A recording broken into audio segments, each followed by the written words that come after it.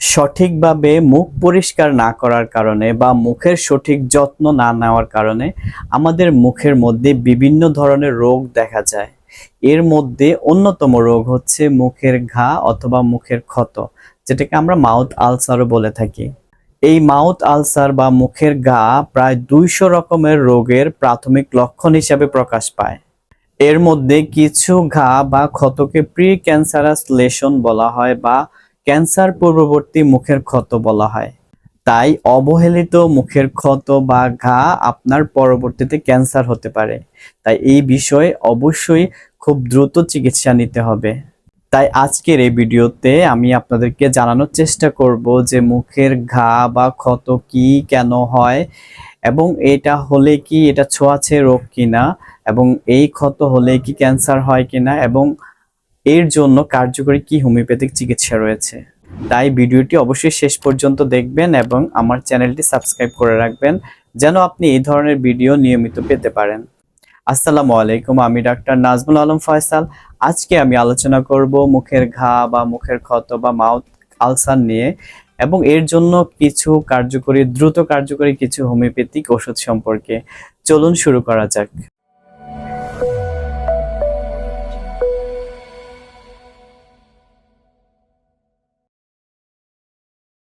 মুখের ঘা বা মুখের ক্ষত বা মাউথ আলসার কাকে বলা হয়? আমাদের মুখের মধ্যে ভিতরে যে মিউকাস মেমব্রেন থাকে, কোনো কারণে যদি এই মিউকাস মেমব্রেন ক্ষতিগ্রস্ত হয়, হতে পারে সেটা আঘাতের জন্য অথবা কোনো ব্যাকটেরিয়া বা ভাইরাল বা ফাঙ্গাল ইনফেকশনের জন্য, তখন সেখানের মধ্যে যে ক্ষত সৃষ্টি হয় সেটাকে বলা হয় মাউথ আলসার বা মুখে ঘা বা মুখে ক্ষত। মুখের ঘা বা মুখের ক্ষত কোনো ছোঁয়াচে রোগ না বেশিরভাগ ক্ষেত্রেই, এবং কিন্তু এটা আপনাকে অনেক ভোগাতে পারে, অনেক কষ্ট দিতে পারে। দেখা যায় আপনি খাওয়া দাওয়া করতে অথবা কথা বলতে কষ্ট হতে পারে। এই মুখের ঘা কোথায় কোথায় হতে পারে? মুখের ঘা যেহেতু এটা মুখের ভিতরেই হবে, তবে মুখের ভিতরে বিশেষ করে আমাদের গালের দুই পাশের ভিতরের মিউকাস মেমব্রেনে, আমাদের জিহ্বার উপরে এবং নিচে, মুখের উপরের তালুতে, ঠোঁটের কোনায়, এবং দেখা যায় কারো দাঁতের মাড়ির গোড়ায়ও এই আলসার বা মুখের ঘা হতে পারে। তাই একই মানুষের একই সঙ্গে বিভিন্ন জায়গায় মুখের ভিতরে এই ঘা বা ক্ষতের সৃষ্টি হতে পারে। দীর্ঘদিন যদি এই মুখের ঘা বা ক্ষত থাকে এবং এটা যদি কোনো ওষুধেই বেশি একটা ইমপ্রুভমেন্ট না হয়, এবং এই ক্ষত যদি দিন দিন বাড়তে থাকে এবং অনেক দিন থাকে, তখন সেটা দেখা যায় একসময় ক্যান্সার হতে পারে। তাই মুখের ঘাকে অবহেলা না করে অবশ্যই দ্রুত চিকিৎসা করা দরকার। এখন আমরা জানবো এই মুখের ঘা বা ক্ষত কি কি কারণে হতে পারে। মুখের ঘা বা ক্ষত হওয়ার কারণ কি? যদি কোনো কারণে আমাদের মুখের যে মিউকাস মেমব্রেন রয়েছে এটা যদি আঘাত লাগে, হতে পারে সেটা ব্রাশ করার কারণে, অথবা কোনো কারণে যদি দাঁতের কামড় পড়ে, সেই জন্য এই ঘা বা ক্ষত সৃষ্টি হতে পারে। এছাড়া অনেক সময় আমাদের দাঁত দেখা যায় অনেকের অমসৃণ বা সূচালো থাকে, সেই দাঁতের আঘাত থেকেও ধীরে ধীরে এই ক্ষত তৈরি হতে পারে। এছাড়াও যদি কেউ অতিরিক্ত গরম জাতীয় খাবার খায়, এই গরমের কারণে পুড়ে গিয়েও ক্ষতের সৃষ্টি হতে পারে, বা অতিরিক্ত ঝাল জাতীয় খাবার খেলেও সেখান থেকে আলসার বা মুখের ঘা তৈরি হতে পারে। কেউ যদি পান, সুপারি, জর্দা বা চুন খায়, এগুলো থেকে তার মুখের ঘা বা ক্ষত তৈরি হতে পারে। বিভিন্ন ধরনের পুষ্টির বা ভিটামিনের অভাবে, যেমন vitamin B 12, folic acid, iron, এগুলোর অভাবেও আমাদের মুখের ঘা বা ক্ষত সৃষ্টি হতে পারে। এছাড়াও যাদের বদহজমের সমস্যা রয়েছে, ডায়রিয়ার সমস্যা রয়েছে, আইবিএস এর প্রবলেম বা ইরিটেবল বাউল সিনড্রোম রয়েছে, তাদের দেখা যায় খাবার ঠিকমতো হজম হয় না। এই খাবার ঠিকমতো হজম না হওয়ার কারণে ভিটামিন বা আমাদের প্রয়োজনীয় ভিটামিন শরীর পায় না, সেক্ষেত্রেও এই ক্ষত বা ঘায়ের সৃষ্টি হয়ে থাকে। এছাড়াও দেখা যায় মহিলাদের বিভিন্ন হরমোনের চেঞ্জের কারণে, পরিবর্তনের কারণে তাদের মুখে ক্ষত বা ঘায়ের সৃষ্টি হতে পারে। এর মধ্যে রয়েছে কারো মেনোপজের কারণে, অথবা দেখা যায় কেউ যদি প্রেগনেন্ট থাকে, সে অবস্থায় এই ক্ষত বা ঘা বেশি দেখা যায়। শিশুদের ক্ষেত্রে বেশিরভাগই এই ক্ষত বা ঘা দেখা যায় যদি কোনো ভাইরাস বা ব্যাকটেরিয়াল ইনফেকশন হয়, অথবা যদি ফাঙ্গাল ইনফেকশন হয়। বাচ্চারা দেখা যায় বিভিন্ন জিনিস মুখে দেয়, সেগুলোর মাধ্যমে মুখে ক্ষত বা ঘায়ের তৈরি হতে পারে ভাইরাস, ব্যাকটেরিয়া বা ফাঙ্গাল দ্বারা। এছাড়া অতিরিক্ত মানসিক স্ট্রেস, মানসিক দুশ্চিন্তা অথবা ঘুম কম হলেও আস্তে আস্তে মুখে ক্ষত বা ঘায়ের তৈরি হতে পারে।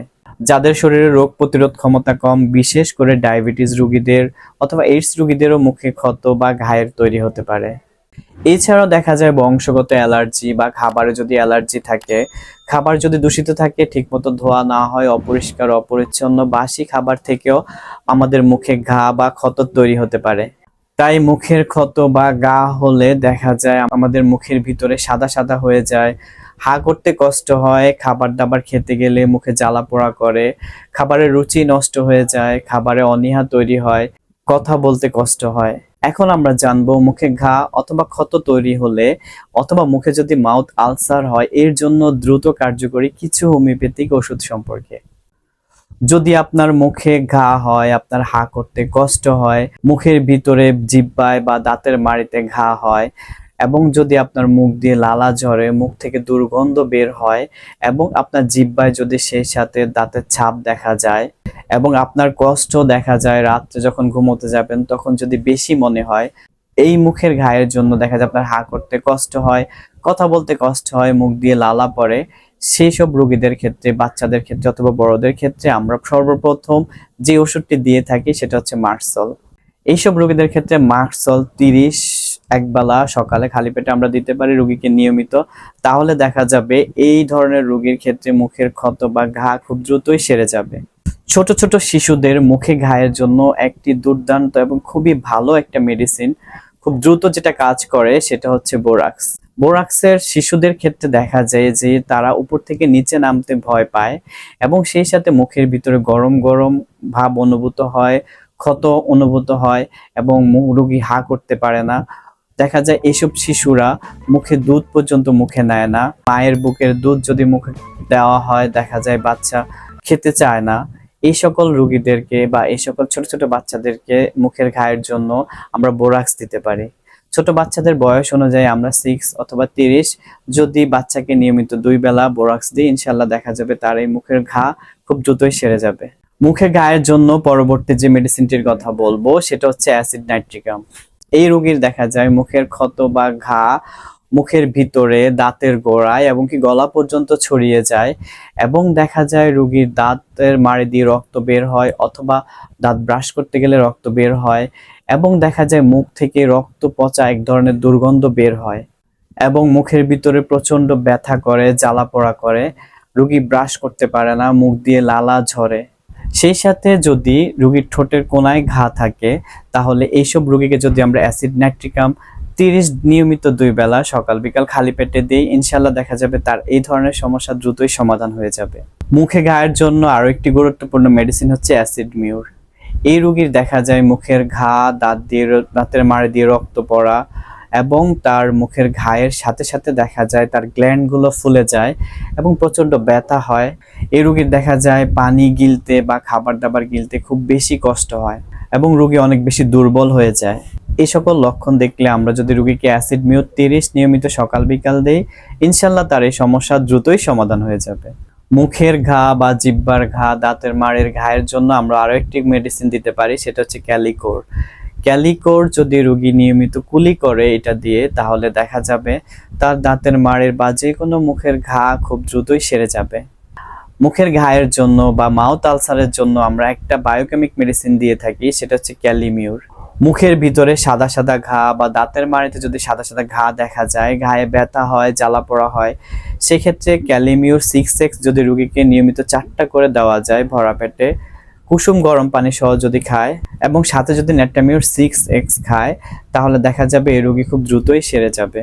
তাই বড়দের বা বাচ্চাদের যদি কখনো মুখে ঘা দেখতে পান বা ঘা হয়ে থাকে তাহলে অবশ্যই দেরি না করে আপনি নিকটস্থ হোমিওপ্যাথি ডক্টরকে দেখিয়ে আপনার সিমটম অনুযায়ী অবশ্যই হোমিওপ্যাথিক চিকিৎসা গ্রহণ করুন। ইনশাল্লাহ দেখবেন আপনি খুব দ্রুতই সেরে যাবেন। ভিডিওটি যদি ভালো লাগে অবশ্যই লাইক কমেন্ট শেয়ার করবেন এবং সাবস্ক্রাইব করে রাখবেন আমার চ্যানেলটি এরকম নিত্য নতুন ভিডিও পাওয়ার জন্য। ভালো থাকবেন, সুস্থ থাকবেন। আসসালামু আলাইকুম।